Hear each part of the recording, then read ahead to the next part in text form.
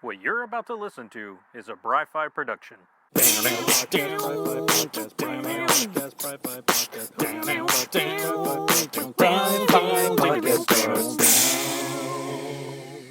Hey everybody, and welcome back to the Bry-Fy podcast. I'm your host, Bry-Fy, your comics guy, and we are another week closer to Comicpalooza, coming at you May 24th through the 26th in the lovely downtown Houston, Texas at the George R. Brown Convention Center. I'm so excited, man. Comicpalooza fills this place to the brim with shopping, programming, all kinds of entertainment. A car show happens at this. There's a kids area, celebrity guest, artists, and just you name it, it is there, man. We even have podcasters, famous YouTubers and podcasters, some of them going to be there as well. I was just going through the list, more on that in a different episode. But it's just, it has something, Comicpalooza has something for everyone, which is really awesome. Talking about the programming, some of my personal programming that I will be part of this year, I'm actually going to be doing 4 different things at Comicpalooza this year, which is the most I have ever done. I'm super excited. First things first, Friday night, you can find me in room 330 with the Colt 45 podcast. We are going to be doing a live reading of the Saga comic book, which they have affectionately called the Sensually Aggressive Generational Adventure. It is definitely a mature reader's comic. I think we've edited some of the words to be less as mature, but still for sure PG-13, borderline R. I don't know. We'll have to see. I got to get with random Randy Savage to see what the script's going to look like for that. But it's going to be a great time. We've done a read-through online together already, and that was a blast. And there was a lot of laughter, so I can only imagine what's going to happen at the live reading where there's no filters or editing. I feel bad for Randy. After that, my programming now turns to Saturday starting at 11 a.m., so hopefully I don't have too late of a Friday night. But at 11 a.m., I'll be back in room 330, paneling as a guest for the Podcasting Essentials, starting your podcast segment of, I think it's Mindfudge Comedy Podcast is hosting this one. I think Justin from it. So that's going to be a lot of fun and a blast. I love telling people my story of how I got into into podcasting. And I just can't wait to share that with people and just how easy it can be or how difficult it can be depending on how you choose to do that. And also we're looking at AI editing. And so while I'll talk about it more at the panel, but I was thinking to myself, I don't use that, but I do use noise canceling on my mic, which is a form of AI editing. So I guess I do use AI editing, which is kind of interesting because I never really thought about it until here recently. Later on Saturday at 3 p.m. is the live show for Bry-Fy podcast, which currently is named Conventions.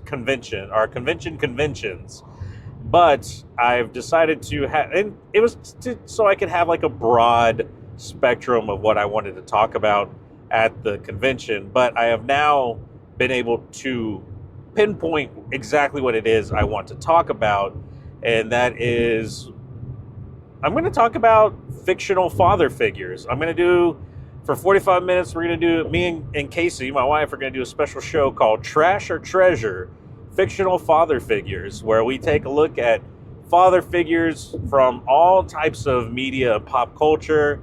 We will vet them the best that my wife and I can and decide whether these are trash fathers or treasure fathers. And I do want crowd involvement, so this will be on the convention floor, just between, I think, Artist Alley and the celebrities. So it's a great place to hang out, take a break. There will be seating. So around 3 p.m., which is just after lunch, it's a great time to just kind of sit, relax, let your food digest a bit before you hit the convention and the vendors hard again. Come stop by, see me. join in the festivities. Maybe your vote could sway one of our votes. So that should be a lot of fun. And then lastly, I'm going to wrap things up on Sunday at 3 p.m., joining the Comicast podcast for their 10 questions for the Marvel Cinematic Universe's X-Men and Fantastic Four and their future of those franchises, where they're going to go. So that one's going to be a hell of a good time, because I've been looking for people to talk about this stuff with. And so I am looking forward to a good time all weekend long. And hopefully you guys are too. Like I said, this is my busiest weekend yet. I've never had a Comicpalooza weekend so busy. And so trying to not only do all these panels, but find time to see all the vendors and all the creators that I want to see is very daunting. But thankfully, Comicpalooza has you covered for even that.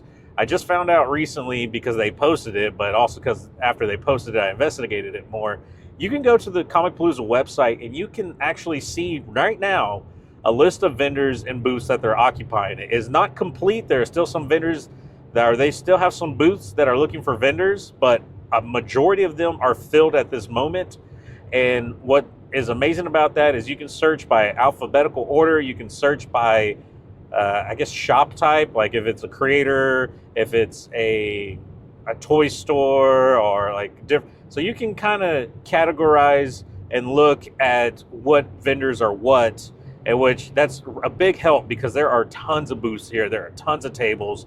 So being able to kind of help limit that search is going to be great for you. And what's great about it is if you click on the vendor or creator that you want to see, it will highlight it on a map of the convention floor where their booth is at. And what is even better than that is you can bookmark that vendor onto that map. So you can create yourself a map of all the booths that are of interest to you, so you can see what is your best course of action to hit all these booths. You can see what aisles they're down, so that way you can for sure hit the booths you want to hit and save some time. Because I've done multiple things. I've done the wander around the convention, but there is no way to get, you're never going to see everything. I hate to break it to you, but unless you're speed walking, like Olympic speed walking through this venue, you're never going to see everything that Comicpalooza has to offer. You unfortunately have to pick and choose your favorite things, or you're going to miss out on something, right? So look at the programming. That list is starting to populate and get bigger, so you can see what shows you and panels that you want to check out.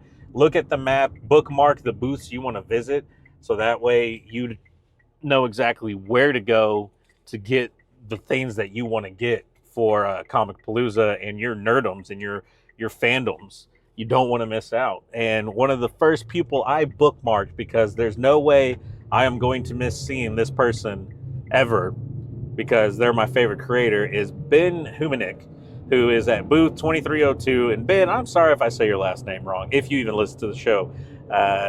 Humanuik, maybe? I'm trying to sound it out, which is, terrible of me, because not only is he a comic creator and a fantastic one at that, but he is an amazing teacher. And I think he teaches English, so he would probably be ashamed at the way that I speak. No, I love you, Ben. And Ben Humanuik, Ben, has been on the podcast before in prior iterations. I think in my recent iteration, I haven't had him on yet. Maybe I have. I got to go look back and see. If not, you can go to my YouTube channel, which has all of my episodes, and he will definitely be on some very past episodes where we've talked about his comics and graphic novels.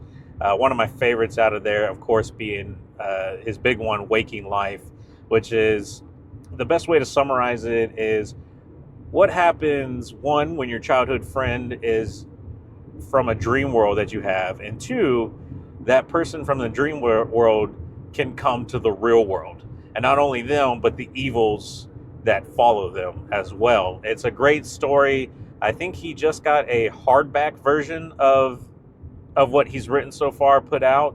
So I definitely want to pick that up this next convention and add it to my collection. His artwork is fantastic. His storytelling is top notch. Ben's great. He's got another book called Bro D Can't Be Broken, which is kind of like a teen, I guess, kind of coming of age story in a way. It's a very short, like, novella type book. It's a superpowered teen who has to face off evil villains who claim to be like our gods in a way, our be gods, not maybe our specific gods. But just when he needs his powers the most, they start to fail him. And it could be because of his doubt in himself. It could be for a lot of things. It could be because of a big secret he's keeping from one of his teammates. So it's a really cool story, a very interesting, contained read that I think highlights what Ben does best in his comics and in any of his creations. And some of the things that he does best, and actually one of my most favorite things that Ben does is, like, not only is he like a fun creator, he's humble, he dedicates a lot of time to his students and things, but with that dedication, he helps his own students from his school learn to be creators and help foster that environment and encourage that environment to help them create and improve. And he even showcases them with an anthology series at Comicpalooza. And sometimes he brings some of these young artists and creators come to the show, which is great to see them and see their work. But what's even better for them is get to see people's reaction to their work and have and I mean, sometimes it's kind of not shallow, but have that validation of someone liking your artwork. I mean, it means so much to have someone say, hey, I like this. I enjoy what you're doing. And I've always enjoyed it. I've always enjoyed the stories and what these students come up with and what they create. And some of them, I hope, keep continuing. I hope all of them keep continuing, but there's some really special ones that you see that, man, even now at this young age, they could have a career in comics. And so it's always great to see that and see them get that from Ben, get the fostering, the encouragement, and the nurturing, and hopefully that spark that they need to continue this on to college or wherever they want to take these talents to. So that's my big spiel on why I love Ben so much and what he does and what he brings to Comicpalooza. And not only because he was like one of my first creator guests. I mean, he's always going to hold your first always holds a special place in your heart, right? But all this to say, Comicpalooza, May 24th through the 26th. Please show up. Please be there. It's going to be a great time, man. So get your tickets now. Go to the website, plan your trip, get your hotel, plan your booths, your panels, and hopefully you come to one of my 4 panels that I'll be doing all weekend. So let's have a blast there, guys. With that being said, that's really all that I got for the show, except for a couple of bits of nifty nerd news. So I guess we'll take a short pause right here and we'll get into some nifty nerd news.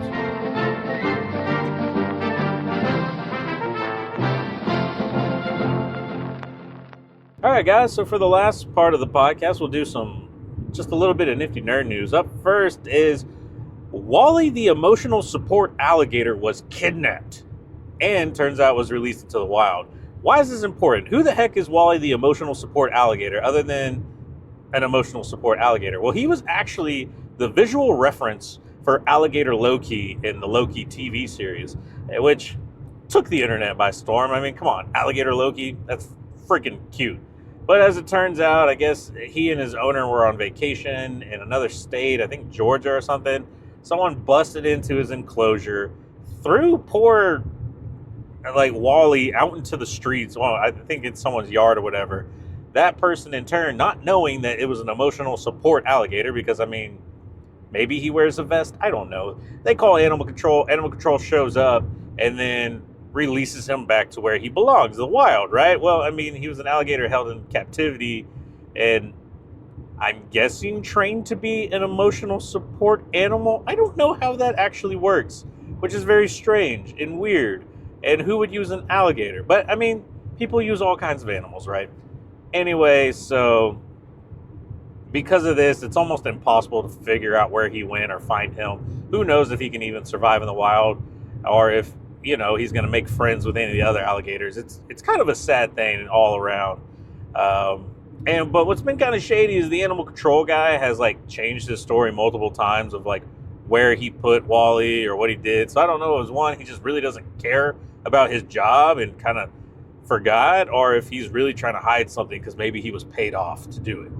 Maybe the TVA really wanted to get rid of Loki, or who was it, the man behind it all, or whatever. I don't know. Anyway, so yeah, there was that. It was kind of like, I was like, oh, Wally the alligator. Oh, he was Alligator Loki. And then immediately it turned to, he was kidnapped. Oh, and then released to the wild. And you're kind of like, well, oh, like, am I okay? Am I happy about this? Like, I mean, he is an alligator, kind of like a wild animal. There are not too many domesticated alligators. That's what Steve Irwin taught me, and now his son.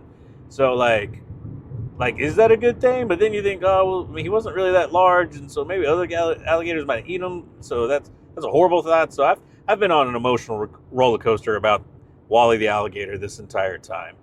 Other news, we'll stick with some more Marvel stuff. So Chris Hemsworth has come out on social media in an interview saying that he kind of regrets some of the acting and improv choices he made during Thor Love and Thunder, saying that he thinks he kind of lost himself in the character, or like lost the character to improv, trying to be over the top funny, which I still loved Thor Love and Thunder. I thought it was hilarious in a lot of ways.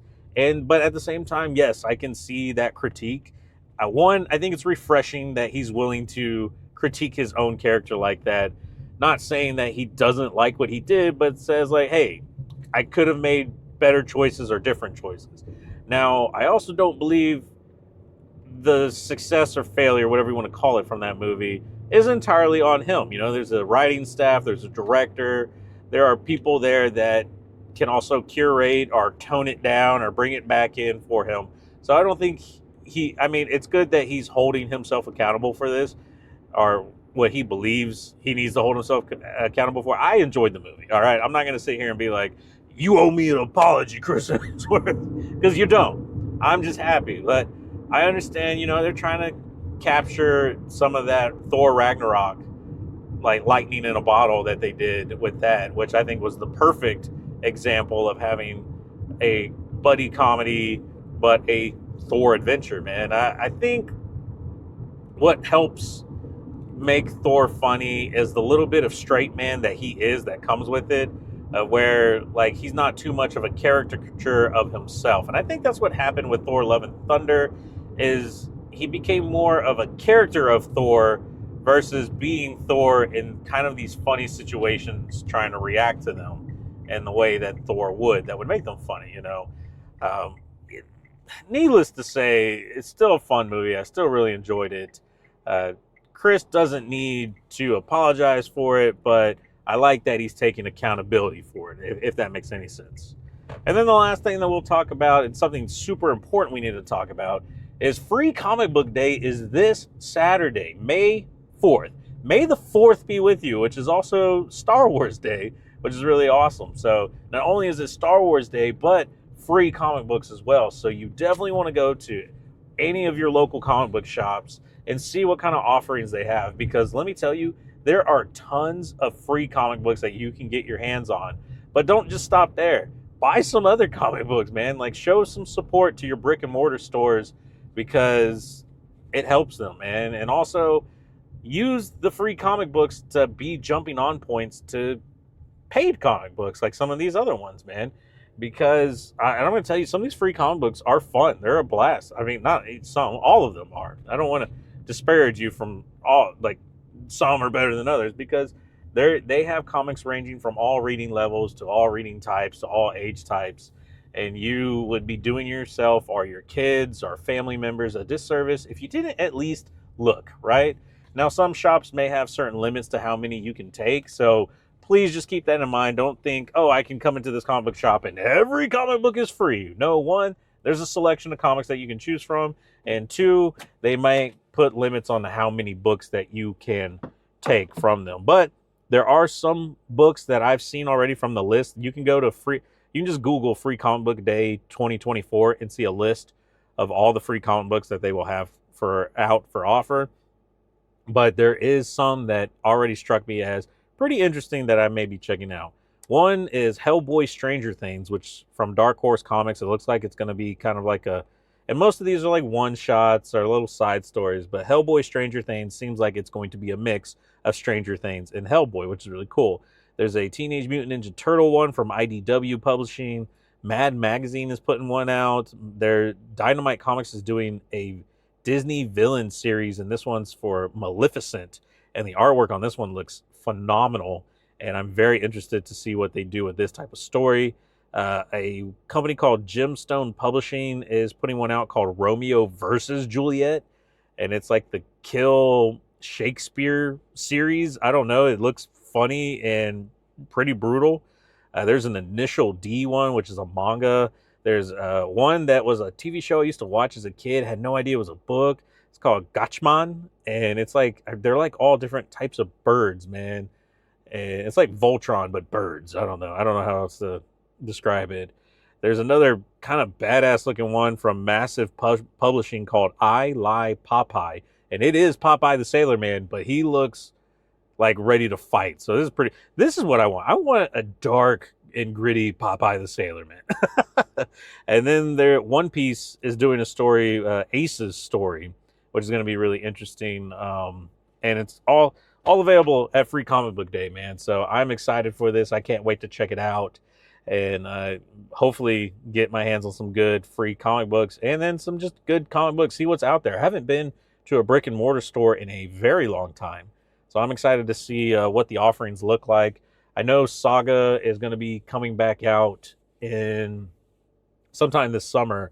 So I'm excited to be picking up new Saga and getting back into reading that. And that's really, I think currently that's really the only comic book I'm still reading as the issues come out. I think everything else I've kind of waited for trade paperbacks or things like that. But anyway, guys, that's all that I have for this week, man. It's a really short week. Just wanted to shout out Comicpalooza, Ben, and Free Comic Book Day. That being said, man, we'll see you guys next week. Please be sure to check out not only Comicpalooza stuff, but my social media as well. Everything is at Bry-Fy Podcast. That is Bryfy Podcast. I'm on Instagram. I'm on Twitter or X or whatever it's called. I'm on Threads. I'm on Snapchat. I'm on... did I say Threads already? Facebook. I do twitch.tv/the Bry-Fy, where I play video games and stuff like that. Currently, I've gone back to starting Fallout 3, the Fallout that started it all for me, and all because of the TV series. It was so good, it made me want to go back and play the games. And so I'm doing that right now, so definitely check me out on twitch.tv/the Bry-Fy.